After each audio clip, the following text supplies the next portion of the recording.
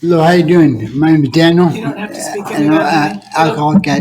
You don't have to touch that. Oh, You're fine. It'll pick you up. sure. My name is Daniel. I'm alcoholic addict. Daniel? Nice to meet you. So, let me see. So, my parents from Santa Barbara, California, and my dad was Vietnam vet. He got from Vietnam. He married my mom.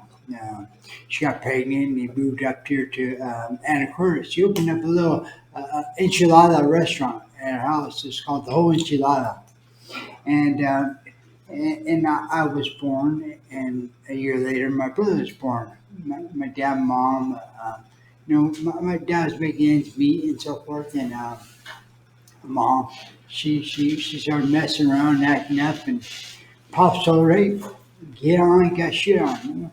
So my dad said, and my mom said, "I'm taking one of my boys." Dad, no, I'm raising both my boys. So Pops took care of us. She went to Alaska to go visit a friend, and my dad started raising us. She wasn't there for me and my brother when we were kids. For Christmases and birthdays, we'd be lucky if we got a birthday card. And it wouldn't be from her; it'd be from him. We once in a blue moon might get a flake phone call, but she was there for 5 other kids and not there for us. And that was a really bad, shitty feeling. It really was. That feeling not. How come my mom's not there for me? But and later on, it was just too much for my dad. Raising two knucklehead kids and so forth. So we moved back to Santa Barbara, California, and my family that's where we're from. So he moved back to Santa Barbara, family, and you know, uh, uh, um, my dad continued raising us by himself. But he had the family there, and starting to grow up and started acting up and being a little knucklehead. Drinking and smoking weed here and there, and just didn't really. It was the '90s or actually late '80s. I didn't really care. I don't know, smoking weed and drinking. It was fun. I didn't pay no mind to it. Um, when I was 13 years old, I was in junior high, and this kid got all crazy with me and wanted to fight after school. So went down the hill after school, and I ended up chewing him up real good. I shattered his whole jaw, and I'm Danny the third. So I get a phone call in the morning telling me I can speak to Daniel Ramirez. Yes, it's him. No, your father. You didn't come in school today. You're being expelled. Ah, man. So things started just going a little bit downhill. Started getting in trouble and running around with knuckleheads, and of course me and brother get jumped in a gang and just drinking and using and not giving a shit, being knuckleheads and so forth. And I was in probation. They put me in probation school. And I remember in this probation school, I remember, these gentlemen come and talk to me, tell me, their ties and their suits, and tell me, trying to inspire me with hope and what I need to do to stay out of juvenile hall and so forth.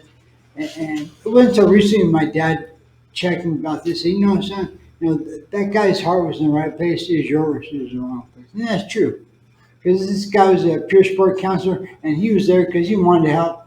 He wanted to help you, son. And to me, it just the inspiration of hope was so far fetched.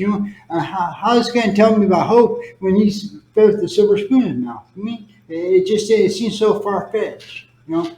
But his heart was in the right place.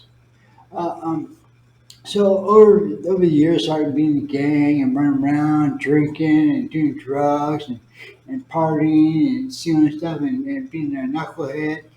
And sooner or later, I end up stuff happened where I end up I, I stabbed this guy. He was from the west side, I'm from the east side, Santa Barbara, and they're for problems. And they found him. My steps got 7 times. I had a kid on the way, and I was sighted. I had a kid on the way at the time, and I just enrolled to be to take got a grant for barber school. And the law just passed that beauticians can work inside barbershops. My grandpa owned a very well-known, respected barbershop in Santa Barbara, Danny Styling. I'm Danny the Third, and I was going to take it over. Well, I was fighting that case, and while I was fighting that, then my daughter was born. And while I was fighting that case, Christmas 92, no, 93, 91, 91, excuse me. I was at a Christmas party with my family. And me and the kids were in the youth were in the back room, hanging out, drinking, having a good time. And my aunt's boyfriend was acting dumb. So I wanted to push him out the door. Told my man, get the fuck out of here. Just leave, man, leave. Told my aunt, whatever you do, don't go back out there. So he was banging on the door acting stupid. So okay, Millie.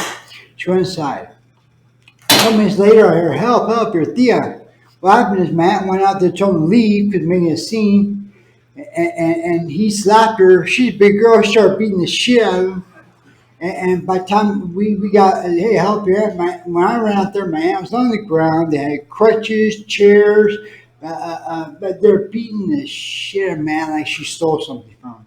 There's like 5 dudes beating the shit out of her. She's on the ground, they're kicking her. And me and my little brother started fighting with these guys. And after a couple, then more of their friends came. So now it's like me and my brother, my cousin Larry was in a headlock getting beat up, and some more guys came running downstairs. And I ran in, grabbed a 12-inch kitchen knife. They said, said Mr. Santino was thrown off the balcony. But I didn't throw him off the balcony. I stabbed my boyfriend and his buddy died. So now I'm facing a case for stabbing this West Side, the case by year before this. And I'm still fighting. And now I go kill somebody and stab somebody else. Now I'm scared. My daughter was in an incubator in the hospital. She was born with SIDS. And I don't know, she was born premature. And she was getting bigger. She's 2 pounds, 3 pounds, 4 pounds. And I go visit her. But I couldn't go visit her because all of the news. All of the news. They're kicking doors down like 5 minutes after I leave them.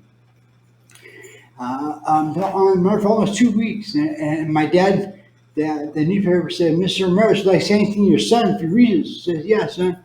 So I say, if you turn yourself in, me and the family do everything we can to get you the best lawyer we can get your mail and help you out. But if not, you're on your own. I'm scared to be shot and killed, run from the cops. And I was scared. I was really scared, but I turned myself in. I want to be next to my daughter. The sooner I turn myself in, the sooner I be next to my daughter and be a father. So I turned myself in and had we paid for the best lawyer, man. From 36 to life, to 26 to life, to 16 to life, to 12 years of manslaughter and assault charges with halftime. So if you give me 10, he said, you better sign that shit, man. So I got 12 and a half. I did about 7 3/4 of that. I should have done 6, but I was being knucklehead. I had some very hard time in those prisons too. I love for it, and I've seen a lot of stuff going down. Well, I got out of prison and discharged that number, and I ended up picking another number for use for a position with Benton. And you just don't stop. My addiction's been so strong, so bad. After that, my brother opened up a rim and tire business up here in White Center, and I needed a hand. I was on parole, and I had no problem just running and absconding parole. And that's what I did. Sent me a Greyhound. I jumped in the bus. I came up here, give him a hand. My little brother, my little half. So I'm working for him. I ended up getting married. A wonderful lady. I messed that up, but hey, it is what it is, I was telling my brother, when I get pulled over, they arrest me, take me to county jail here, and they send 2 officers to come up here and pick me up, take me back to California, and then when I get out, I'd be right back up here every time. no problem. I mean, like that. I've been in Santa Barbara been in this county for like 21 days, then I'd be in Santa Barbara about 3 days, then I'd be back on the Greyhound, but I went back up here. Well, later on, I ended up, we broke up, and I'm still using drugs, doing drugs, being a connect, being a hooker. Well, I was a hooker, but I was a hoe.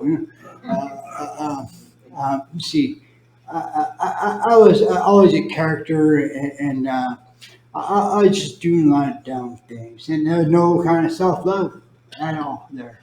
About it was almost about about 7 years ago. I had an aneurysm and a stroke. Shooting methamphetamine. I was supposed to take high blood pressure medication, but I wasn't. I didn't give a shit. And if I was thirsty, I made myself a mixed drink. No, there's no kind of stuff. All I was doing is taking my medication, but I didn't care. I was selling dope, doing dope, and I was shooting. I did crazy. I shot a clear, and I had an aneurysm and a stroke. I remember when I woke up, I couldn't talk. The whole right side of my body was paralyzed. And I couldn't talk. And I didn't give a shit. All I wanted to do is who's going to bring me some dope? Who's going to help me? Who's going to bring me, smuggle me in some dope and a syringe so I can do a shot? That's how insane it is. That's the sixth insanity of addiction. I didn't care. Everything I was going through, I couldn't walk, couldn't talk, and all I wanted to do was get out. And when I started coming around the mall, I was wondering who's going to bring it. I didn't care anything else, so I wanted to get high. Well, lo and behold, I was in the hospital for 4 months, Harvey Hospital, and slowly but surely, I started. I never followed through physical therapy back then, but I'll make this kind of short. Well, recently, a couple years ago, I have a daughter I never met. I have a son and a daughter. Daughter I never met. She's in California.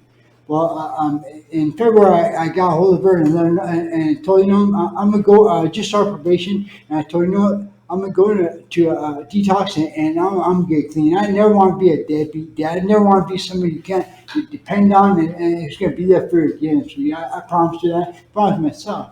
I got myself in a detox. I just got put on probation, was in the probation program. Well, I was doing so good and going to so many meetings and I was supposed to do for many hours. Well, I went to court to find out. They want to know how come I didn't do them. I got hit by a car. But the judge and DA were so happy with my work. They said, and what I was doing, that she just took me off probation. But almost, I was only on probation like 3 or 4 months. And I should have been on 2 years because I was more in compliance with the program. My daughter, she's in California, and I never met her.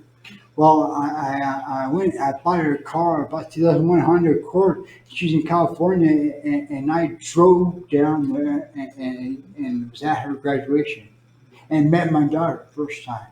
And that's such an awesome feeling. And I owe this program, and I owe this to AA, because I never would have done that shit going this program. I found some stupid ass excuse why I can't make it, or went high or drunk, but it went down. That and my higher power, because he's really looking out. He's he's not opening doors for me. He's kicking them open. He really is. I just took my test last Thursday for a CPC family, youth parent partner, and I took the written test on Thursday and the oral test on Friday. And I'm keep moving forward and giving back. It's just about giving back, and it's the only way you're gonna keep it. I was broke, and I heard somebody say that I haven't been alone since I've been in AA. I'm not alone anymore. I'm not alone. I don't have to worry about not knowing there for me or friends or something like that. We got a beautiful group of people and friends. It feels very, very good to be a part of this program. I love the way I love this program and I have faith in it. Before I never used to have faith. It just kind of went in there, not there. But now doing service work and getting my feet wet, and it feels very good because there is hope. And now you get, as long as you, if you stay in this program, you won't pick up. But you gotta do what's suggested. You gotta do what's suggested, and you gotta do what's right. Because it ain't gonna fall from the sky. Thank you.